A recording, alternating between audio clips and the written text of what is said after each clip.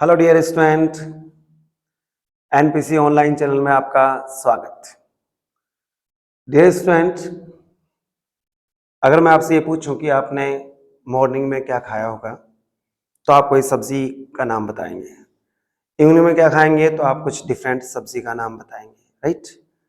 कल आपने कुछ अलग सब्जी खाई होगी। आप सोचिए कि आपकी लाइफ कैसी होगी जब खाने को केवल एक ही तरह की सब्जी डेली मिले। मान लीजिए अपन को बैंगन डेली मिल रहा है। आपसे कोई पूछा जाए कि मॉर्निंग में क्या खाया, आप कहेंगे सर बैंगन। आपसे पूछे कि इवनिंग में क्या खाया, बोले सर बैंगन। शादी में क्या खाया, बैंगन। और कोई प्रोग्राम में क्या खाया, बैंगन की सब्जी। तो आप सोचिए हमारी लाइफ कैसी हो जाएगी जब अलग अलग तरह के प्लांट्स और एनिमल्स या अलग अलग तरह की सब्जियां, वेजिटेबल्स हमारे पास ना हो। सेम कंडीशन यही हमारे नेचर की भी है। जो हमारी प्रकृति होती है उस प्रकृति में बहुत ज्यादा मात्रा में बायोडायवर्सिटी यानी जैव विविधता पाई जाती है।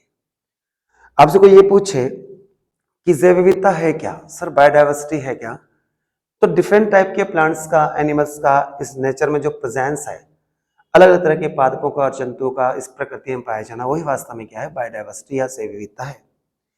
अब उस जैव विविधता में आपसे कोई पूछे कि सर सबसे ज्यादा जैव विविधता जो कशेरुकी प्राणी होते हैं, वर्टिब्रेट्स होते हैं, कॉर्डेटा होते हैं, उनमें किससे मिलती है, कौन से समूह में मिलती है, कौन सी सुपर क्लास में मिलती है, कौन से महावर्ग में मिलती है। तो आप देखिए जहां मैं खड़ा हूं उसके पीछे कुछ फिशेस हैं, कुछ मछलियां हैं। और ये मछलियां कौन से क्लास की होती है, कौन से सुपर क्लास की होती है। मैंने महावर्ग बोला है बेटा, सुपर क्लास उसका नाम होता है पिसीस। तो कशेरुकी प्राणियों में, और अपन कहें कि जो कॉर्डेट्स हैं, उनके अंदर सर्वाधिक जैव विविधता फिशेस में पाई जाती है। तो अब देखिए अपना एक ये फिशेस का पॉइंट है जो अभी बहुत ज्यादा इंटरेस्टिंग होने वाला है। मैं आज आपसे कुछ मछलियों के बारे में बातें करेंगे, फिशेस, स्पेशली फिश के बारे में हम बातें करेंगे। ओके स्टूडेंट, तो डियर स्टूडेंट अपन बात करें कि सबसे पहले अगर आपसे कोई ये पूछ ले कि ये पिसीज जो होती हैं, इस पर फिश जो होती है वो कहां पर मिलती है, बहुत आप कहेंगे सर ये बहुत इजी क्वेश्चन है। कहां मिलती है, पानी में होती है, एक्वेटिक होती है, राइट। अब पानी में तो होती हैं, लेकिन पानी आपको पता है बेटा दो तरह का होता है। एक तो होता है फ्रेश वाटर, जो कि हमारे रिवर्स में, पॉन्ड में, वेल में, इनमें मिलता है, जो पीने लायक है। और एक जो पानी होता है वो होता है सलाइन वाटर या मैराइन वाटर, जो पीने लायक नहीं है, जिसे हम बोलते हैं लवणीय जल। तो बेटा मछलियां दोनों जगह पाई जाती हैं, अलवणीय जल में यानी फ्रेश वाटर में भी मिलती हैं और लवणीय जल में भी पाई जाती हैं। अब आगे बात करें बेटा इसमें, ये तो इनकी पोजीशन होगी कि कहां मिलती है। फिर आपसे पूछे कि जो इन मछलियों की बॉडी है, आप देखिए इनका जो शरीर है, इसका देखो, इसका शरीर, इसकी जो बॉडी है आगे से पतली है, पीछे से पतली है और बीच में कैसी है, मोटी है। दिख रही है आपको इस फिश में। ऐसी बॉडी के लिए हम यूज करते हैं फ्यूजीफॉर्म। आप ये यहाँ पे भी देख सकते हैं, ये बॉडी कैसी होती है, फ्यूजीफॉर्म, यानी बीच में मोटी और दोनों सिरों पे कैसी होती है, पतली होती है। अब से कोई पूछे कि भाई इनमें फ्यूजीफॉर्म बॉडी है क्यों, देखो इस तरह की बोट भी होती है जो पानी के अंदर फ्लोट करती है, तैरती है। तो कंफर्म है कि इस तरह की बॉडी इनके स्विमिंग में, इनकी फ्लोटिंग में, इनके तैरने में क्या होती है, सहायक होती है। तो पहला पॉइंट मैंने आपको बताया कि ये लवणीय और अलवणीय जल दोनों में पाई जाती है। दूसरा, इनकी बॉडी कैसी होती है, फ्यूजीफॉर्म, तर्करूपी होती है, जो स्विमिंग में या तैरने में क्या होती है, सहायक होती है। अब कोई आपसे पूछे कि इन मछलियों की बॉडी जो होती है उसके पार्ट्स कितने होते हैं, तो देखिए बेटा इन मछलियों के जो पार्ट्स हैं बॉडी में वो कितने हैं, तीन है। एक का नाम है हेड, दूसरे का नाम जो है वो है कौन है, ट्रंक, और तीसरे का नाम है टेल। तो मछलियों का जो शरीर होता है कितने भागों में विभक्त होता है, तीन भागों में। एक का नाम है हेड, एक का नाम है ट्रंक यानी धड़, और एक का नाम है टेल। हिंदी में बोले सिर, धड़ और पूंछ। ये इसका सिर का हिस्सा है, ये इसका धड़ का हिस्सा है, और ये इसका पूंछ का हिस्सा है। थर्ड पॉइंट, फिर आपसे ये पूछा जाए कि सर ये मछलियां जो होती हैं इनका बॉडी टेम्परेचर कितना होता है, तो देखिए जो फिशेस महावर्ग की, फिशेस सुपर क्लास की जो फिशेस हैं, इनका जो बॉडी टेम्परेचर होता है वो एनवायरनमेंट के अकॉर्डिंग, वातावरण के अनुसार परिवर्तित होता रहता है। इसका मतलब है कि ये इनका शरीर का तापमान कभी भी एक जैसा नहीं होता है। तो ये कैसी होती है, असमतापी या पाइकिलोथर्मिक होती है, पाइकिलोथर्मिक होती है। आपसे कोई पूछे कि सब असमतापी या पाइकिलोथर्मिक किसे कहते हैं, तो आप बोल सकते हैं कि ऐसे जीव जो बदलते हुए वातावरण के तापमान के अनुसार अपने शरीर के तापमान में भी क्या करते हैं, परिवर्तन कर लेते हैं। ओके, अब देखो ये कौन से समूह में है, ये सारे फिशेज हैं आपके सामने, कौन से समूह में है, तो ये कशेरुकी प्राणी है। और कशेरुकी प्राणी या कोडेट्स प्राणियों की खास बात क्या होती है कि इनके अंदर अंतःकंकाल पाया जाता है। और जो अंतःकंकाल होता है वो दो चीजों मिलकर बना होता है, एक होता है बेटा अस्थि और एक उपास्थि। तो हमारे पास दोनों तरह की मछलियां हैं।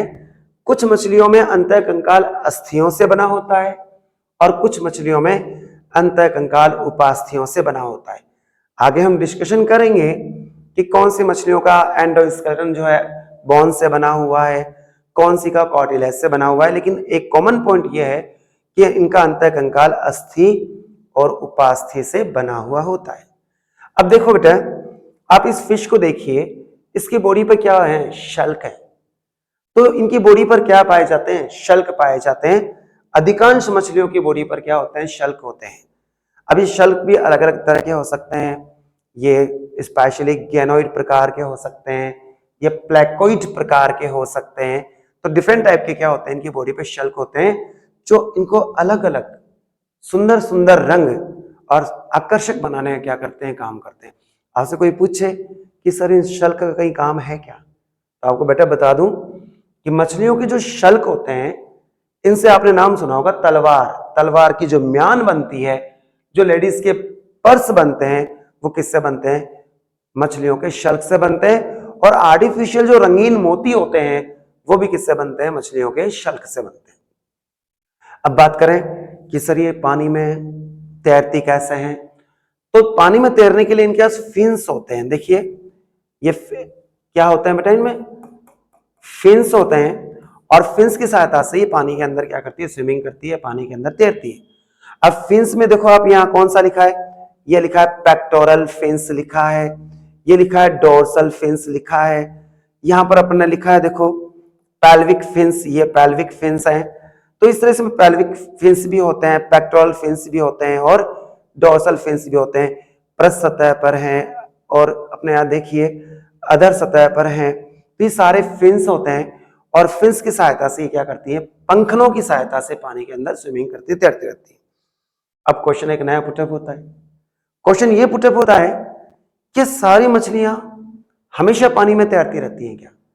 तो बेटे स्पेशली हम बात करें कुछ मछलियों के शरीर के अंदर एयर ब्लैडर यानी वायु आशय या एयर ब्लैडर पाया जाता है। और ये जो वायु आशय, इसमें क्या भरी होगी, वायु भरी होगी। तो मछलियां क्या करती है, पानी में स्टेबल हो सकती हैं, रुक सकती हैं, पानी में डूबेंगी नहीं। क्यों नहीं डूबेंगी, क्योंकि उसके अंदर क्या है, वायु आशय है, जिसमें क्या भरी हुई है, हवा भरी हुई है। आगे अपन बात करें, लेकिन कुछ मछलियां ऐसी होती है जिनमें एयर ब्लैडर या वायु आशय नहीं पाए जाते हैं। तो ऐसी मछलियां डूबने से बचने के लिए जीवन पर्यंत हमेशा पैदा होने से लेकर मृत्यु तक पानी के अंदर तैरती ही रहती हैं। तो कुछ मछलियों में क्या है, वायु आशय है, एयर ब्लैडर है जो फ्लोटिंग में तैरने में हेल्प करता है, और कुछ मछलियों में क्या नहीं है, वायु आशय नहीं है। जिनमें नहीं है वो लगातार क्या करती हैं, तैरती हैं। आगे चलें डियर स्टूडेंट, आपसे पूछिए कि जो फिश हैं ये रेस्पिरेशन किससे करती है। मैं आपके सामने हूं, टेरेस्ट्रियल प्राणी हूं, स्थलीय जंतु हूं, और मेरे अंदर श्वसन के लिए अंग पाए जाते हैं, लंग्स पाए जाते हैं। इनके अंदर श्वसन के लिए आप देखिए यहां पर ये गिल्स हैं, दीज आर, ये यहां पर क्या है बेटा, गिल्स हैं। तो गिल्स की सहायता से ये क्या करती है, श्वसन करती है। अब कोई आपसे पूछे कि गिल्स जो हैं वो हमेशा ओपन होते हैं या क्लोज होते हैं, तो कुछ मछलियों में गिल्स के ऊपर क्या होते हैं, एक कवर एनवलप होता है, यानी वो ढके हुए होते हैं। हिंदी में उसे हम बोलते हैं गिल आच्छद, और इसे हम वैसे बोलते हैं ओपरकुलम्स। इसका मतलब कुछ मछलियों में जो गिल्स होते हैं वो ओपरकुलम से या गिल आच्छद से ढके हुए होते हैं, और कुछ में हमेशा गिल्स ओपन होते हैं, खुले हुए होते हैं। आप वैसे मान लीजिए जैसे हमारे पास दो डस्टबिन में, डस्टबिन कचरा पात्र है, एक के ऊपर केप है और एक के ऊपर केप नहीं है। तो अभी हमने बात की कि ये श्वसन किससे करती हैं, ये तैरती किससे हैं। आगे अपन और बात करें कि इनमें वायु आशय क्या करता है, इनके शल्क क्या काम में आते हैं। अब देखिए आपके सामने जो फिश है, आप इस मछली का मुंह देखिए, ये पार्ट देखिए, ये मुंह कहाँ है, आगे की ओर है। देखिए आप, आगे की ओर है, इसके अग्रभाग में है। और यहां पर देखिए इसमें ये जो माउथ है इसका, वो कहाँ है, आगे की ओर ना होकर कहाँ है, नीचे की ओर है। इसका मतलब कुछ मछलियों में मुंह कहाँ होता है, आगे की ओर होता है, और कुछ में अधर सतह पर यानी कि सोर नीचे की ओर होता है। Is it clear? तो ये अपने पास माउथ की पोजीशन हो गई। फिर अपन बात करें इसमें आगे कि जो मछलियां होती हैं ये कैसी होती हैं, एक लिंगी होती हैं या द्विलिंगी होती हैं, यानी यूनिसेक्सुअल होती हैं या बाईसेक्सुअल होती हैं। तो मछलियां बेटा जनरली क्या होती हैं, एक लिंगी यानी यूनिसेक्सुअल होती हैं। मेल और फीमेल दोनों सेपरेट होते हैं, नर और मादा दोनों क्या होते हैं, पृथक होते हैं। ठीक है। अब एक और प्रश्न, ये कहाँ है, ये सारी की सारी पानी के अंदर है, वाटर के अंदर है, एक्वेटिक है। तो कोई आपसे पूछे कि भाई इनमें निषेचन कैसा होता होगा, इनमें फर्टिलाइजेशन कैसा होता है, तो इनमें जो होता है मछलियों में, कुछ मछलियों में बाह्य निषेचन होता है, एक्सटर्नल फर्टिलाइजेशन होता है,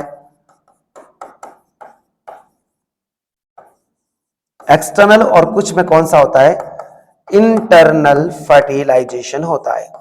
अब आपसे पूछे कि सर ये एक्सटर्नल और इंटरनल फर्टिलाइजेशन क्या है, तो बेटे ध्यान देने की बात है स्पेशली, अगर कोई फर्टिलाइजेशन क्रिया या निषेचन क्रिया मादा शरीर से बाहर कहीं जलीय माध्यम में हो तो उसे बोलते हैं बाह्य निषेचन। और आंतरिक निषेचन कहाँ होता है, इनके शरीर के अंदर होता है, फैलोपियन ट्यूब्स में होता है, अंड वाहिनी के अंदर होता है। देखिए मैंने एक वर्ड यूज किया है, फैलोपियन ट्यूब।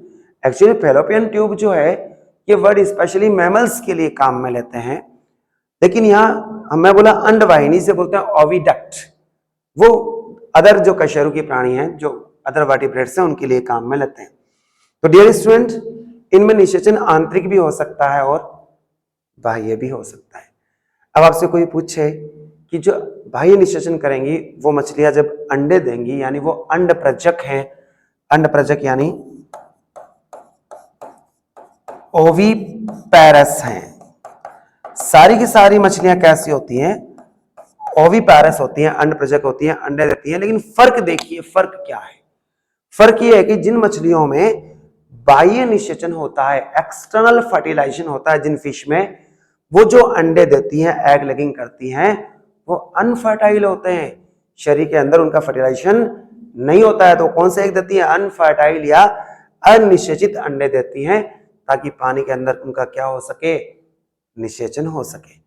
लेकिन जिन मछलियों में कौन सा निषेचन होता है, आंतरिक निषेचन होता है। पहली चीज ये कि इंटरनल फर्टिलाइजेशन या आंतरिक निषेचन क्यों है, इसका मतलब उन फिशेस के नर के अंदर, मेल के अंदर एक विशेष प्रकार का अंग है, और उस अंग का नाम हिंदी में है, उसे बोलते हैं कोपुलेटरी ऑर्गन, या कौन सा अंग, मैथुनी अंग कहते हैं। जैसे अपने अंदर नर में मैथुनी अंग के रूप में पेनिस या शीशन पाया जाता है, उसी तरह में मैथुनी अंग के रूप में जिनमें आंतरिक निषेचन होता है नर में, वो पाया जाता है। बड़ा प्यारा नाम है, उसका नाम है क्लेस्पर।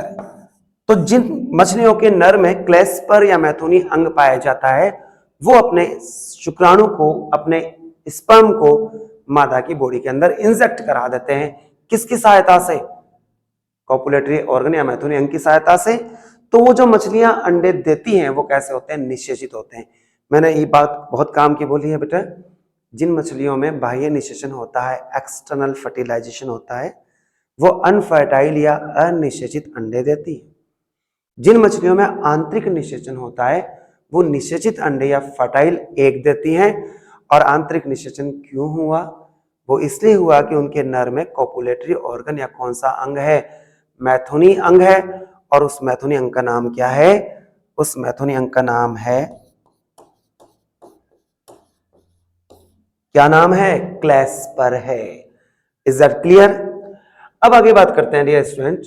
अब ये अंडों के बाद जब अंडों का निषेचन हो गया, चाहे बाह्य हो, चाहे आंतरिक हो, चाहे एक्सटर्नल हो, इंटरनल फर्टिलाइजेशन हो, तो उन अंडों से लार्वा नहीं बनता, उनसे छोटी क्या बनती है, फिश ही बनती हैं। यानी अंडों के हैचिंग के बाद उसमें स्मॉल फिश निकलेंगी और उन फिश को हम बोलते हैं स्पेशली क्या बोलते हैं, उसे बोलते हैं जीरा या इसे बोलते हैं फ्राई बोलते हैं। ठीक है, इसका मतलब इनके जीवन चक्र में कहीं पर भी क्या नहीं है, लार्वा अवस्था नहीं है। और जब किसी जीव के जीवन चक्र में लार्वा अवस्था नहीं होती है तो हम बोलते हैं कि इसमें कौन सा परिवर्तन होता है, प्रत्यक्ष परिवर्तन होता है या डायरेक्ट डेवलपमेंट होता है। So in the fishes there is no larva stage during the embryonic development or during the development. So I can say इनमें जो डेवलपमेंट होता है वो डायरेक्ट डेवलपमेंट होता है, प्रत्यक्ष क्या होता है, परिवर्तन होता है। मैंने बताया उस शिशु का नाम क्या है, जीरा। हम आगे पढ़ेंगे जब जीरा थोड़ा बड़ा हो जाता है तो उसे हम बोलते हैं फिंगरलिंग्स या अंगुलिकाएं बोलते हैं। बात समझ में आ गई। अंगुलिकाएं कैसी होती हैं, फिंगर की साइज की हो जाती है, इसलिए उनका नाम क्या है, अंगुलिकाएं हैं। Is that clear. अब अपन बात करें ये जो फिशेज हैं, क्या यार इनकी कोई इंपॉर्टेंस है क्या? तो आपने एक नाम सुना होगा, ये एक इकोनॉमिक बिजनेस है फिशेज का, कि कुछ लोग इनको पालते हैं। कोई पूछे कि इनको पालते क्यों हैं या इसके पालने को कहते क्या है, तो एक नाम है डियर स्टूडेंट, उसका नाम है पीसी कल्चर या मछली पालन। तो आपसे पूछे कि मछली पालन को क्या बोलते हैं, पीसी कल्चर कहते हैं। अब आपसे पूछे पीसी कल्चर करें क्यों यार, हमें मछलियों से ऐसा क्या मिलता है कि हम मछलियों का क्या करें, पालन करें। तो जैसा मैंने आपको बताया था कि बहुत अच्छी बायोडाइवर्सिटी का हिस्सा है, एक इंटरटेनमेंट वैल्यू है इनकी, एक मनोरंजन वैल्यू है। आपने खुद में देखा होगा कि हमारे घर में कुछ लोग सजावट के लिए एक्वेरियम, कांच का जो बर्तन होता है जिसके अंदर पानी भरा होता है, फिशेज होती हैं, एक्वेरियम जिसे बोलते हैं, जलीय जीवशाला में कुछ फिशेज रखते हैं जो हमारे घर की सुंदरता को बढ़ाती है। लेकिन उसके बाद बात करें कि मछलियां जो है वो प्योर क्या होती हैं, कंप्लीट फूड होती हैं। मछलियों में बहुत अधिक मात्रा में प्रोटीन अमाउंट पाया जाता है। तो यदि किसी की बॉडी में प्रोटीन डिफिशियंसी हो, प्रोटीन की क्या हो, कमी हो, तो क्या खानी चाहिए बेटा, मछलियां जो है वो खानी चाहिए। प्रोटीन की अच्छे से क्या करती हैं, सप्लाई करती हैं, पूर्ति करती हैं। इसके अलावा इनके लीवर से एक तेल मिलता है जिसे बोलते हैं कॉड ऑयल। कौन सा ऑयल, कॉड ऑयल। और उस कॉड ऑयल में बहुत अधिक मात्रा में क्या पाया जाता है, विटामिन ए पाया जाता है। आपको पता है विटामिन ए की इंपॉर्टेंस क्या है, विटामिन ए की यदि हमारी बॉडी में कमी हो जाए तो हमें एक डिजीज आती है, नाम सुना है, नाइट ब्लाइंडनेस, रतौंधी। अगर मैं आपसे ये पूछूं कि रतौंधी किससे कहते हैं, तो आपको फटाक से आंसर आएगा कि सर इसमें शाम को और रात को कम दिखाई देता है। बेटा शाम को और रात को दुनिया को ही कम दिखाई देता है, सभी को कम दिखाई देता है। आप ऐसे बोल सकते हैं कि दिन में सूर्य का प्रकाश होता है, नेचुरल लाइट होती है, तो प्रॉपरली देख सकेंगे। लेकिन रात में जो आर्टिफिशियल लाइट्स होती हैं, ट्यूब लाइट्स होते हैं, बल्ब होती हैं, हैलोजन होती हैं, उसमें उस व्यक्ति की विजिबिलिटी जो है वो प्रॉपर नहीं होती, यानी कृत्रिम लाइट में वो ढंग से देख नहीं सकता। ये होता है रतौंधी। और रतौंधी किसी कमी से होता है, विटामिन ए की कमी से होता है। और विटामिन ए के लिए हम वर्ड यूज करते हैं, ये कौन सा विटामिन है, इसका नाम है रेटिनोल। अब देखो retinol it means related to retina, retina संबंधित है, और रेटिना किसका भाग है, हमारी आईज का भाग है। तो विटामिन ए हमारी आईज के लिए क्या होता है, बहुत अच्छा होता है। तो मैंने आपको बताया, देखो इसके 3 ज्यादा इंपॉर्टेंस हैं। इनके शल्क से तलवार जो होती है, स्वॉर्ड जो होती है, उसका कवरिंग मान बनती है, पर्स बनते हैं, मोती बनते हैं। उसके बाद हम आगे बात करें तो इसमें बहुत अधिक मात्रा में प्रोटीन पाया जाता है जो क्या देती है, नरिशमेंट या पोषण देती हैं। उसके अलावा इनमें क्या होता है, विटामिन ए युक्त बहुत अधिक मात्रा में कॉड ऑयल होता है। कौन सा ऑयल होता है, कॉड ऑयल होता है। और उस कॉड ऑयल को विटामिन ए मिलेगा तो हमें कौन सा नहीं होगा, रतौंधी रोग नहीं होगा। तो यदि आपको किससे बचना है, यदि आपको रतौंधी से बचना है, आपको प्रॉपर विटामिन ए चाहिए, रेटिनॉल चाहिए, प्रॉपर आपको क्या चाहिए, प्रोटीन चाहिए, तो सीधी सी बात है कि आपको fish as a food use करनी चाहिए यदि आप नॉन वेजिटेरियन या मांसाहारी हैं। अब आप कहेंगे सर विटामिन ए के लिए मछली खाना जरूरी है क्या? कोई जरूरी नहीं है। अगर आप शाकाहारी हैं तो आप मछली मत खाइए भैया, आप गाजर खा लीजिए, क्योंकि गाजर में बहुत अधिक मात्रा में क्या पाया जाता है? विटामिन ए पाया जाता है। बात समझ में आ गई? सर प्रोटीन हम मछलियों से क्यों लें? भैया मत लो, दालें खा लो। यदि आप शाकाहारी है तो दालें यूज कर लो, क्योंकि दालों में प्रोटीन होता है और उसमें प्रोटीन। लेकिन देखो दोनों प्रोटीन में फर्क क्या है? दालों में जो प्रोटीन है वो ह्यूमन बॉडी के अकॉर्डिंग नहीं है। पल्सेस में जो प्रोटीन है ह्यूमन बॉडी के अकॉर्डिंग नहीं है। पहले हम उस प्रोटीन को इंटेक करेंगे। प्लांट्स की बात कर रहा हूं बेटा, उसको हमारी बॉडी के अकॉर्डिंग अदर प्रोटीन में क्या करेंगे? चेंज करेंगे, और चेंज करने के बाद वो क्या करेंगे? डाइजेशन करेंगे, राइट। यहां पर ये जो प्रोटीन है ह्यूमन बॉडी के अकॉर्डिंग होता है। तो आप बताइए इसमें एक काम बच गया, कौन सा? उसको चेंज करने का। तो इजीली क्या हो जाती है? डाइजेस्टेड हो जाती है। बेटा मेरे कहने का तो ये नहीं है कि आप फिश खाना चालू कर दो आज से। मैं सिर्फ आपको ये कह रहा हूं कि यदि आप नॉन वेजिटेरियन हैं तो बजाय चिकन और मटन के फिश जो है वो आपको खानी चाहिए, यदि आप खा सके, क्योंकि इसमें बहुत अधिक मात्रा में प्रोटीन और विटामिन ए है। और आप आगे चल के पढ़ेंगे, हमारी एक बायोटेक्नोलॉजी नाम की ब्रांच है, बायोटेक्नोलॉजी नाम की एक विज्ञान है जो ये कहती है कि प्रोटीन तो होना ही चाहिए। कल हम बात करेंगे इनके आगे की चीजों के बारे में, जिनका नाम है एम्फीबियंस या उभयचरी। तब तक के लिए आप अपने मोबाइल का नेट ऑन कीजिए और मजा लीजिए मछलियों के संसार का। आप मान के चलिए आपको बड़ा अच्छा लगेगा। ओके।